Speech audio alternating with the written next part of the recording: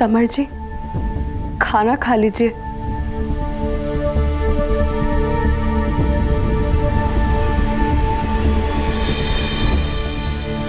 हम आपके लिए खाना मैं बाहर खा चुका, मेरे लिए परेशान होने की कोई जरूरत नहीं। आप अपनी चिंता कीजिए, जाइए खाना खा लीजिए।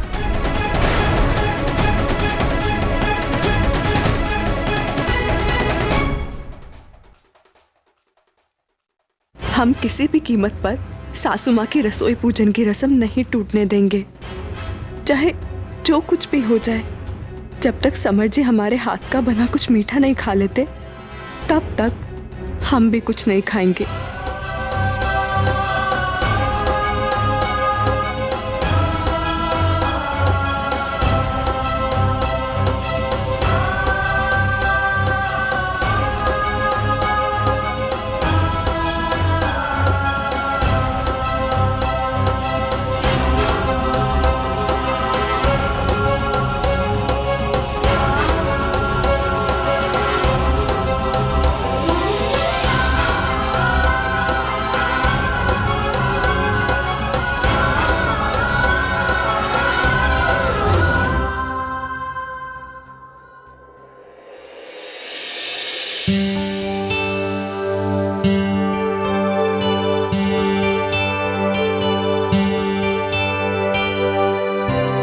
मलकिन, कल सुबह कितने बजे उठना है आपको? 4:30 बजे कप्तान साहब। हम चाहते हैं कि जब तक हमारे हाथ पैर चले, हम अपने बहुओं को अपने हाथ से सरगी बना कर खिलाएं। मलकिन, एक बात करना चाहते थे आपसे। अरे कप्तान साहब, हमसे बात करने के लिए आपको इजाजत लेनी पड़ेगी। नहीं, वो बात नहीं है, लेकिन हम कहना चाह रहे थे कि देव की पत्नी का भी ये पहला करवा चौथ है। अगर आप उसके लिए भी सरगी। कौन देव और कौन देव की पत्नी?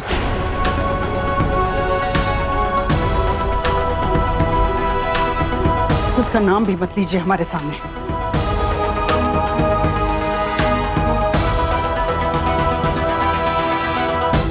हमें नहीं पता कप्तान साहब, ये हमारी कमी है या अच्छाई, लेकिन हम गलती करने वाले को कभी माफ नहीं करते। और अगर हमारे घर के कायदे कानून को बचाए रखने के लिए खून के रिश्ते को भी फांसी पर चढ़ाना पड़े, तो हम नहीं चूकेंगे। लेकिन माफी कभी नहीं, किसी कीमत पर नहीं। देव को तो हमने याद करना भी छोड़ दिया। जब उसकी याद आती है तो कोफ्त होती है कि किस नालायक बेटे को हमने जन्म दिया है। मलकिन, आपके नियमों और कानूनों से सच में डर लगने लगा है। कप्तान साहब, हमारा नियम कोई सरकारी कानून नहीं कि रिश्वत दी और छूट गई।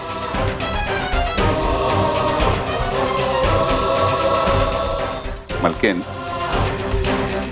जब आरोप लगाने वाला खुद जज की कुर्सी पर बैठ जाए तो अन्याय होने की संभावनाएं बढ़ जाती है। लेकिन कप्तान साहब, हमने अपनी आंखों में काली पट्टी नहीं बांध रखी कि सही और गलत हमें दिखाई न दे। और आज तक हमने कभी किसी बेकसूर को सजा नहीं दी। आज आपकी लाडली छुटकी बहू पर लगे सारे आरोपों को हमने खारिज कर दिया है।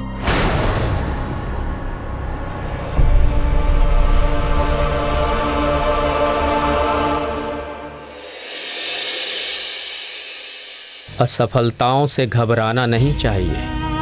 1000 असफलताएं एक सफलता का आधार बनती हैं। 1000 पराजय मिलकर एक विजय बनती हैं। और कठिनाइयां तो लक्ष्य की राह में मील का पत्थर होती हैं। उन्हें पार करना ही मानव जीवन की सार्थकता है। और ठोकरें हमें मजबूती से खड़ा रहना सिखाती हैं। इसलिए अपने जीवन में आती ठोकरों के आगे कभी घुटने नहीं टेकने चाहिए। इरादे पक्के रखकर चलते रहना चाहिए। अंत में सच्चाई की ही जीत होती है।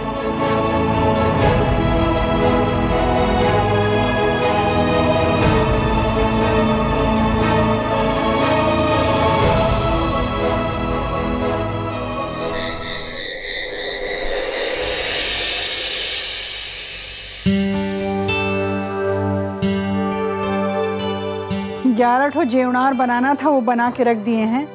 फेनिया जरूरी थी, वो बना दी। और व्यंजन के लिए वो नारियल वाले लड्डू बना दिए हैं। अच्छा हुआ समारोह की तुम्हारी सास ने बनारस जाने से पहले तुम्हारी सरगी भेज दी। और हाँ, हम तुम्हारे लिए करवा निकाल दिए।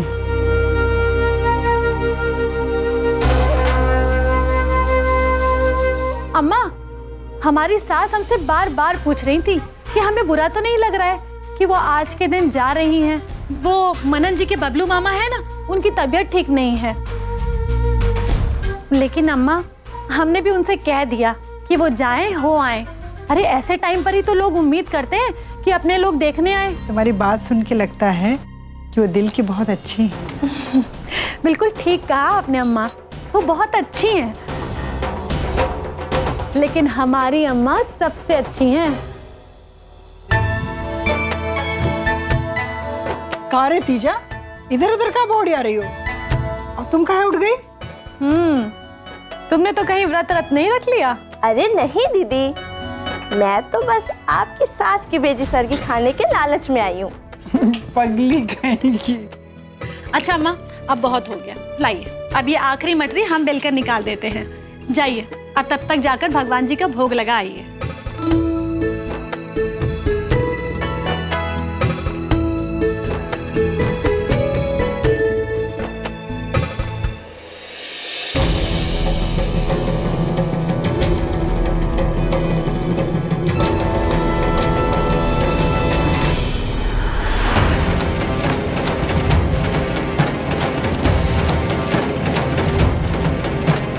दीदी, ये क्या?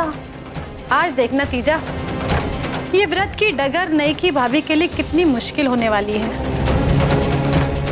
और हाँ तीजा, तब तक तुम जाकर थालियां लगाओ और सिया की थाली लाल रंग के कपड़े से ही ढकना ताकि हम पहचान लें, और बाकी सबकी थालियां अलग रंग के कपड़े से, ठीक है? जाओ।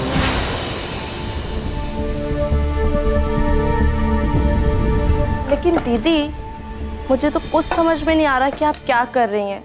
ओहो तीजा, हमने इस मटरी में इतना नमक डाल दिया है कि आज तो प्यास के मारे सिया बहू की हालत बुरी हो जाएगी। तड़प जाएगी वो पानी के लिए, इतनी प्यास लगेगी उसको। लेकिन दीदी, मुझे नहीं लगता कि नई की भाभी किसी भी कीमत पर ये व्रत तोड़ेगी। वो तो है, आखिर हमारे इतने प्यारे भाई के लिए व्रत जो रखा है, तोड़ने तो हम भी नहीं देंगे उसको। लेकिन तीजा, बिना पानी के ये पहाड़ जैसा दिन काटना मुश्किल पड़ जाएगा सिया रानी को। और ऊपर से अगर कुछ भूल चूक हो गई तो अम्मा की डांट अलग से। फिर तो अम्मा की डांट खाकर ही प्यास बुझेगी बहू रानी की।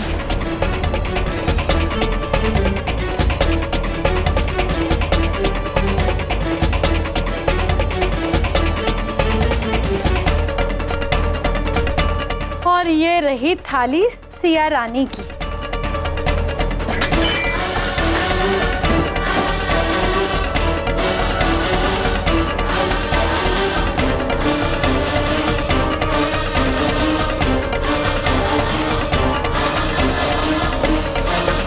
ये लो, ये तैयार हो गई अब नई की भाभी की थाली। सच में आज तो बड़ा मजा आएगा ना दीदी। अच्छा आइडिया है। कटोरी, ओ कटोरी, आई दीदी। आ गई सब लोग हॉल में? हाँ, वो लोग तो कब के आ चुके हैं हॉल में। ठीक है, जाके जरा ट्रे ले आओ।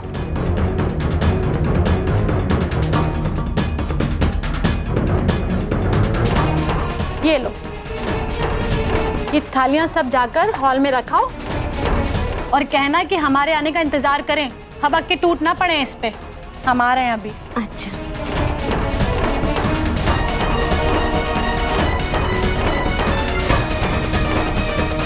और तीजा, तुम इस बात का ध्यान रखना कि तुम ही थालियां बांटना, और याद रखना वो लाल कपड़े वाली थाली सिया को ही देना।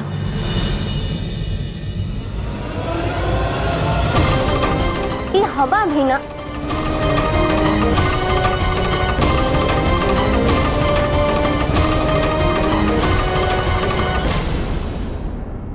झरझर बाली, अब रजाई को धूप लगाने का समय आ गया है। ऊन ऊन का कार्यक्रम शुरू कर दो जल्द से जल्द।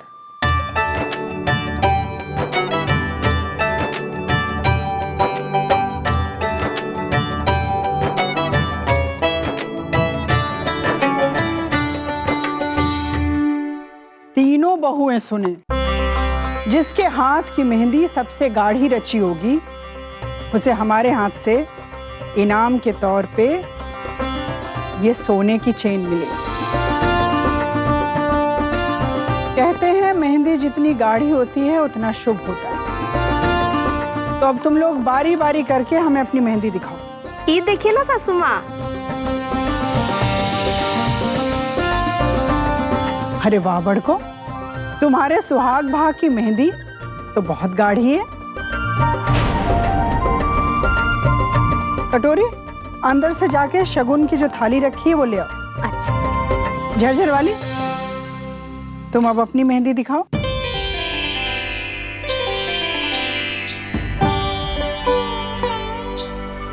अरे वाह, बहुएं जब ऐसे सुहागने बनकर बैठती हैं ना तो देखकर मन खुश हो जाता है।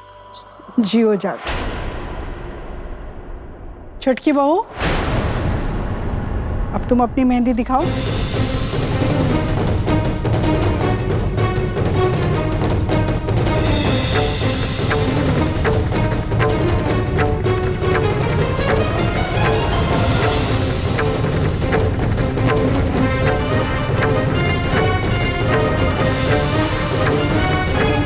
दिखाओ छोटकी बहू। हमारी मेहंदी।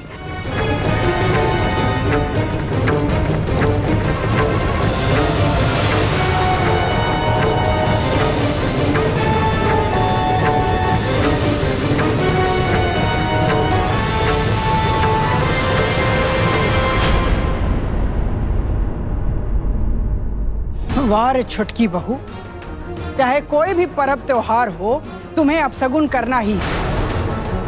तुम्हारी अम्मा ने तुम्हें सिखा के भेजा है का? कोई ना कोई ऊट पटांग हरकत तुम जरूर करती हो, उसके बगैर तुम्हें मजा नहीं आता। अरे चाहती का हो तुम? करवा चौथ का दिन है, हम चाहते थे कि हंसी खुशी बीते, लेकिन नहीं। जब तक तुम हमारा दिमाग नहीं खौलाती हो ना, तुम चैन से नहीं बैठती हो। अब एक काम करो, अपनी सरगी उठाओ और हमारे आंखी के आगे से अन्न हो जाओ। तुम हमारे सामने बैठे रहोगी तो हमारा खून जलता रहेगा।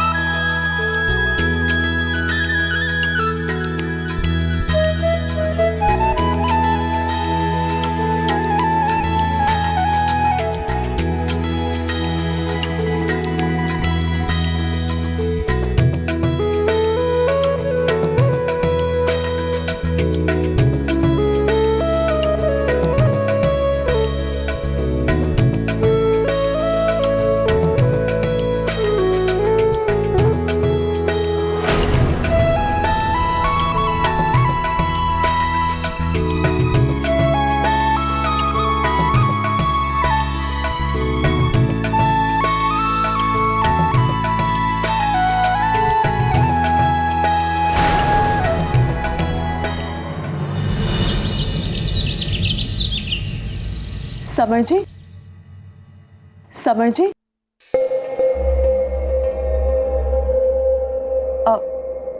समर जी,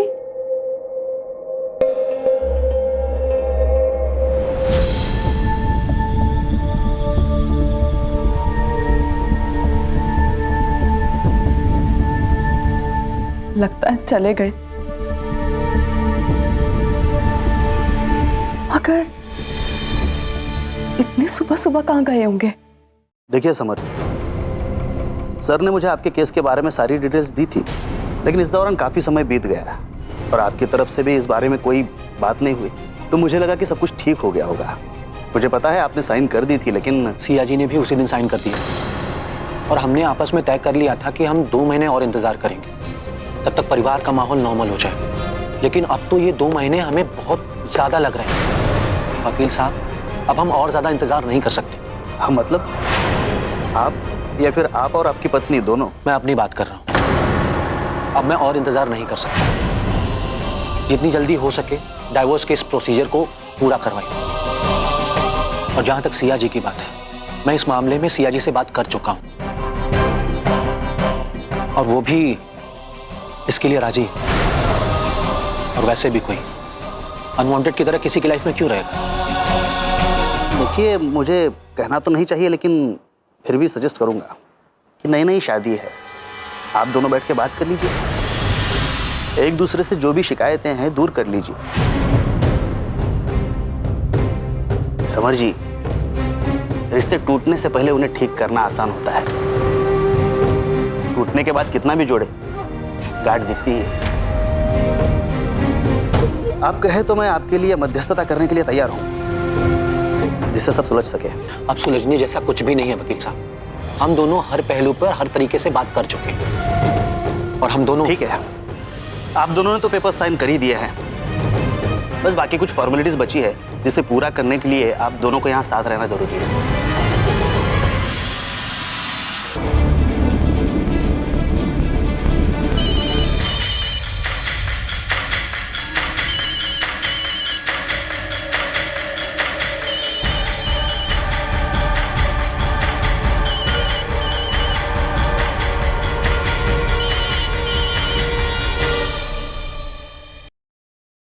हेलो, क्या सिया जी से बात हो सकती है? जी हाँ, हम सिया ही बोल रहे हैं। मैं समर जी का वकील बोल रहा हूँ। सिया जी, कैसी हैं आप? हम ठीक है वकील साहब। आपको मेरे ऑफिस आना पड़ेगा सिया जी। प्लीज बताएं कितने बजे तक आ सकते हैं? आपके ऑफिस? आज कैसे हो पाएगा वकील साहब? आज हमारा घर से निकलना बहुत मुश्किल है। देखिए सिया जी, अगर जरूरी नहीं होता था तो मैं बुलाता ही नहीं आपको। मगर इतना भी क्या जरूरी है कि अचानक अभी? डाइवोर्स की जो पेपर्स आपने और समर जी ने साइन किए हैं, उसकी कार्यवाही को आगे बढ़ाने के लिए कुछ फॉर्मेलिटीज बाकी है। वो पूरी करने के लिए आपको ऑफिस आना पड़ेगा। आपकी उपस्थिति जरूरी है। लेकिन वकील साहब, आज करवा चौथ है। आज ही, मेरा मतलब है ये काम किसी और दिन भी तो हो सकता है ना? समर जी चाह रहे हैं कि ये कार्यवाही तत्काल पूरी हो। वो यही है, उनसे बात कर लीजिए।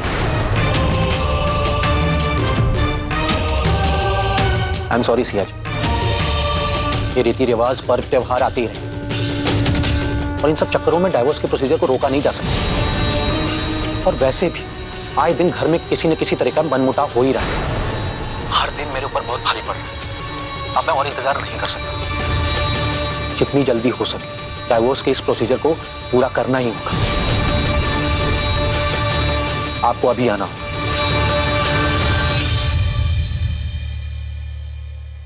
लेकिन समर जी, हम इस वक्त कैसे निकल पाएंगे?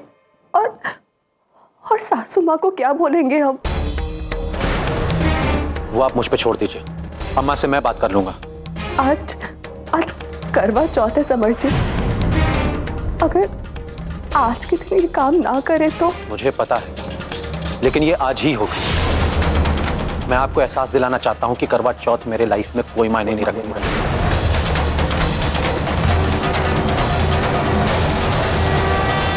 और आपकी लाइफ में भी नहीं रखना चाहिए।